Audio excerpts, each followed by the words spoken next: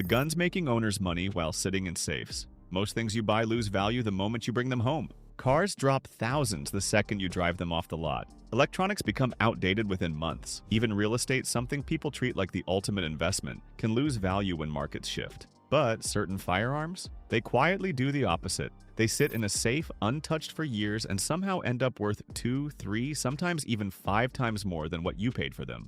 Welcome to Survival Firearms. Today we're breaking down the guns that are still gaining value in 2026.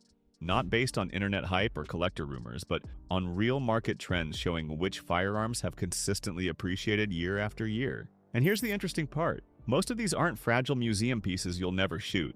These are guns you can still take to the range, train with, and enjoy while they quietly grow in value behind the scenes. From military surplus rifles that have doubled in price to discontinued classics, collectors are chasing harder every year. These firearms prove that gun ownership can be both practical and profitable. Whether you're building a serious collection or simply want to make smarter purchases that hold value over time, this list will show you which guns are worth your money in 2026. Let's get into it. Number 9. Smith & Wesson Pre-Lock Revolvers. The revolvers that turned a political controversy into collector gold. In 2001, Smith & Wesson made a change that seemed small at the time. They introduced an internal locking system inside their revolvers. To the company, it was meant to be a modern safety feature, but to gun owners, it felt like an unnecessary political compromise. Shooters quickly gave the lock system an infamous nickname, the Hillary Hole. And almost overnight, something unexpected happened. Every Smith & Wesson revolver made before 2001 suddenly became more desirable. Fast forward to 2026, and those pre-lock revolvers continue to climb in value. A Model 29 that sold for around $600 15 years ago now regularly brings $1,200 to $1,400, depending on condition. A Model 686 that used to sit in pawn shops for $500 now commonly sells for $900 to $1,100. Why? Because collectors believe the pre-lock revolvers represent the last generation of classic Smith & Wesson craftsmanship. Better polishing, better fit and finish, and none of the controversial internal lock systems. The other factor is simple economics. Smith & Wesson will never make more pre-lock revolvers again. Specs: models 29, 686, 19, 27, 66, 629. Average appreciation: 10 to 15% annually. Current values: $900 to $1,400 depending on model. Street availability: declining every year. Why they're gaining value: fixed supply, no more being produced. Pre-2001 manufacturing quality and craftsmanship. Strong collector demand for traditional S&W revolvers. Historical significance is tied to the internal lock controversy. Trade-offs: used market only. Conditions vary significantly. Prices are already much higher than a decade ago. Number 8. Chinese SKS rifles. The $89 rifle that's now worth nearly $800. There was a time when Chinese SKS rifles were almost considered disposable surplus guns. Back in the early 1990s, you could walk into a gun shop and buy one for $89, sometimes with a sealed Spam can of ammunition included. They were cheap, plentiful, and everywhere. Then, in 1994, Chinese firearms imports into the United States were banned, and overnight, the supply stopped. That inexpensive surplus rifle instantly became a finite resource. Today, a Chinese SKS in good condition regularly sells for $600 to $800. Matching number collector examples, especially ones still wearing original Cosmoline, can easily pass $1,000. That's nearly 900% appreciation over the last 3 decades. But the value isn't just about scarcity. The SKS holds an important place in firearms history. It represents the transitional era between traditional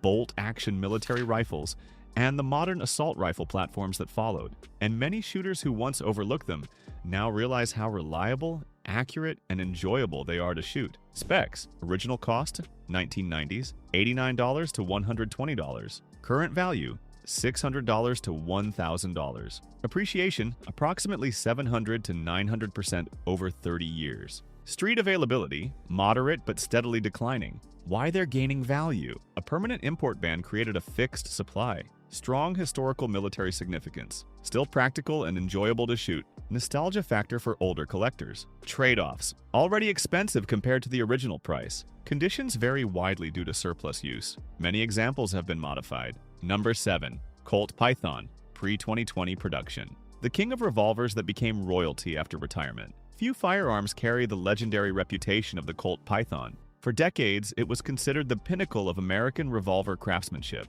Then, in 2005, Colt discontinued Python, and that decision transformed the gun from a premium revolver into a serious collector's investment. In 2010, a Colt Python could typically be found for $1,200 to $1,500. By 2026, that same revolver often sells between $3,500 and $5,000, depending on condition and barrel length. That's roughly 300% appreciation in 15 years. The reason is simple. The original Python represented a level of hand-fitted manufacturing that is extremely rare today. The legendary royal blue finish, the perfectly tuned action, and the smooth trigger pull is often described as like breaking glass. Colt reintroduced the Python in 2020, and the new models are excellent revolvers. But collectors understand something important. The modern versions are new production firearms. The originals are historic craftsmanship. And when collectors start chasing history, prices rarely go down. Specs. Original production, 1955 to 2005. Typical 2010 value,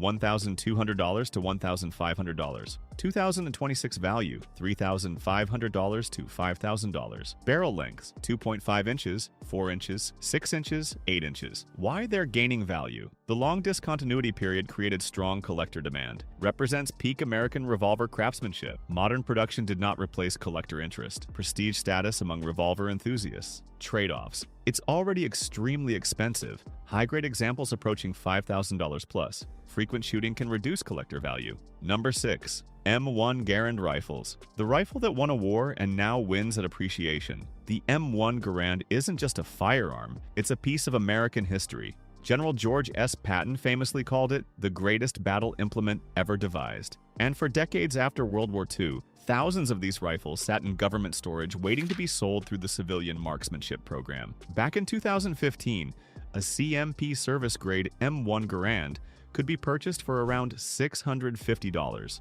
At the time, many shooters assumed the supply would last forever, but surplus firearms always follow the same pattern. Eventually, the warehouses were empty. Fast forward to 2026, and those same rifles regularly sell for $1,800 to $2,200 on the private market. Collector-grade examples with correct USGI parts and original wartime components can easily reach $3,000 to $4,000. That's more than 300% appreciation in just over a decade. And the biggest factor behind that growth is simple. The CMP supply is drying up. That iconic .30-06 power, the distinctive ping of the Ian block clip ejecting, and the connection to American military history make it one of the most enjoyable historic rifles you can own. And as World War II history becomes more distant, collector demand continues to grow. Specs: CMP 2015 price, approximately $650. 2026 CMP price, approximately $1,100. Limited availability.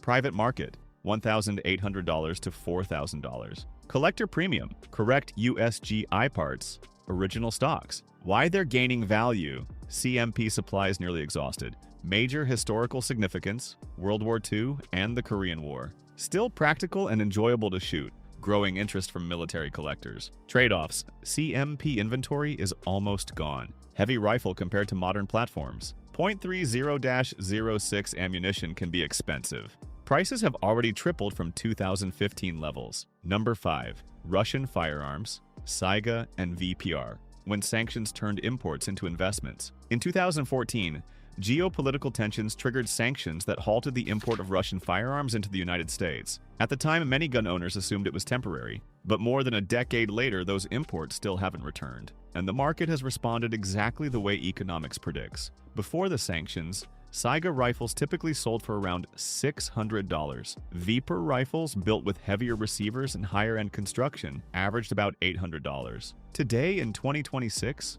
SAIGA rifles often sell for $1,500 to $2,000. VEPR rifles frequently reach $2,500 or more, especially in desirable calibers. That represents a 200 to 300% appreciation in just over 10 years. And the key reason is simple: the supply permanently stopped. Russian firearms had a reputation for rugged durability, strong manufacturing quality, and authentic AK pattern heritage. When imports ended, every rifle already inside the country instantly became more valuable. Specs: pre-sanctioned prices $600 to $800, 2026 values $1,500 to $2,500 plus. Models: SAIGA rifles, VEPR rifles, Russian AK variants. Import status: permanently banned since 2014. Why they're gaining value? Sanctions created a permanent import ban. Strong reputation for Russian AK manufacturing quality. Continued popularity of the AK platform. Finite supply with steady demand. Trade-offs: already doubled or tripled in price. Parts availability can be challenging.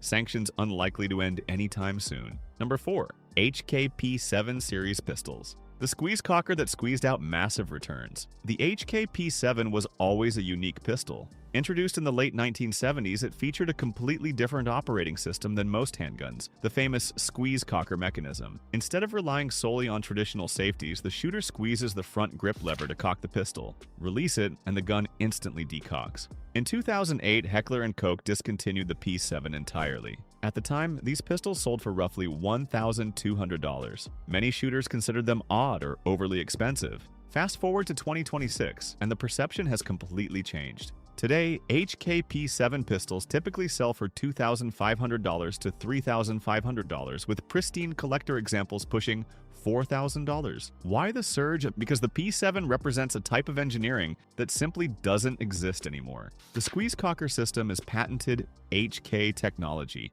and no modern manufacturer has attempted to recreate it. As HK collectors have grown more serious about discontinued models, demand for the P7 has skyrocketed. And since production ended years ago, every pistol on the market is part of a fixed supply. Specs: discontinued 2008. Original price approximately $1,200. 2026 value $2,500 to $3,500 plus. Models: P7M8, P7M13, P7K3. Why they're gaining value? Unique squeeze cocker operating system. Premium German engineering reputation. Production permanently discontinued. Strong collector interest in HK pistols. Trade-offs: and it's already very expensive. Unique manual of arms requires practice. Limited aftermarket accessories and holsters. Number 3. Swiss K31 rifles. The Swiss precision rifle that American collectors finally discovered. For years, the Swiss K31 sat quietly in the surplus market. It was respected by shooters who appreciated accuracy,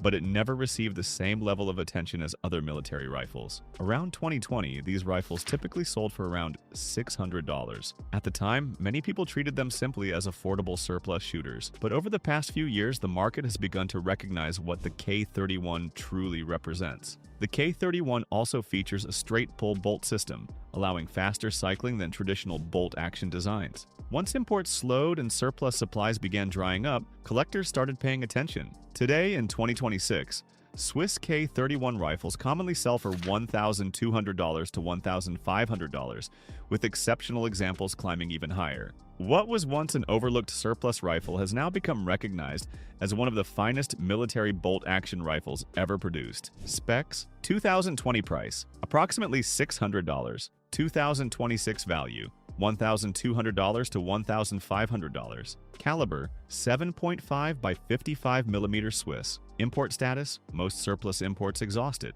Why they're gaining value? Import supply has nearly disappeared. Exceptional Swiss manufacturing quality.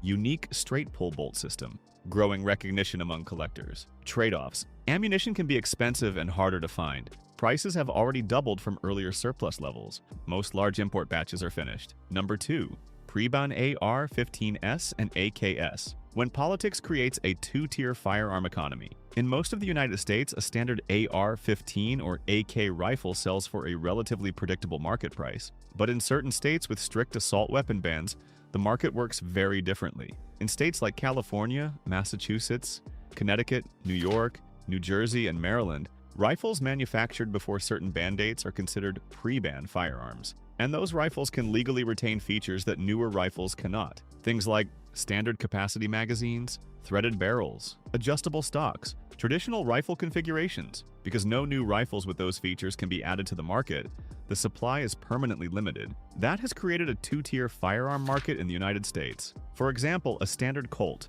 AR-15 worth $1,200 in Texas can easily sell for $3,000 to $5,000 in Massachusetts. An AK rifle worth $1,000 in a free state might bring $2,500 or more in California. The difference isn't the gun itself, it's the legal status. Buyers in banned states are competing for a fixed supply of grandfathered firearms that cannot legally be replaced with new production. As restrictions increase over time, the value of those grandfathered rifles often rises along with them. Specs: free state value, standard market pricing. Banned state premium, 2 to 3 times multiplier. States affected: California, Massachusetts, Connecticut, New York, New Jersey, Maryland. Valued features: threaded barrels, folding stocks, and full configuration rifles. Why they're gaining value: fixed supply of grandfathered rifles, increasing firearm restrictions in certain states, strong demand from buyers with limited legal options, legal status that permanently separates them from modern production, trade-offs, only valuable within banned state markets,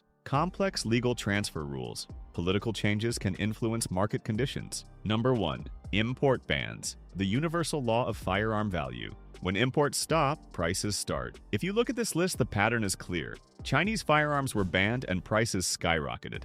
Russian imports stopped and values doubled. Swiss surplus dried up and collectors drove prices higher. The rule is simple: when supply stops, value increases. Any firearm that can no longer be imported or manufactured becomes a limited resource. As time passes, fewer remain on the market while demand continues to grow.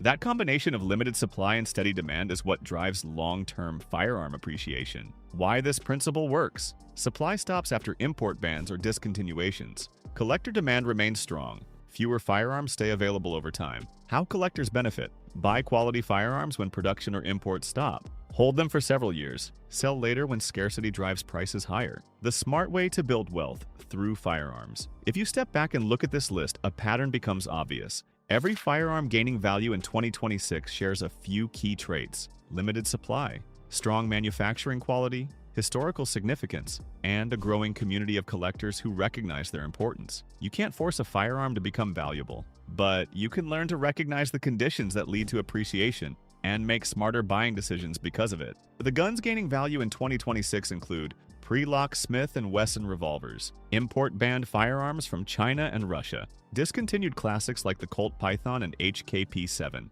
historic military rifles like the M1 Garand, high-end custom pistols built to last generations, grandfathered rifles in restrictive states. Now I want to hear from you. Which of these firearms do you already own? And have you watched one of your guns quietly increase in value over the years? Drop your experience in the comments. Let's see who's sitting on unexpected investments. And if this video helped you better understand how firearm value works or confirmed that your purchases were smart ones, make sure to like the video, subscribe to Survival Firearms, and share this with anyone building a firearm collection. Until next time, buy smart, hold long, and stay profitable.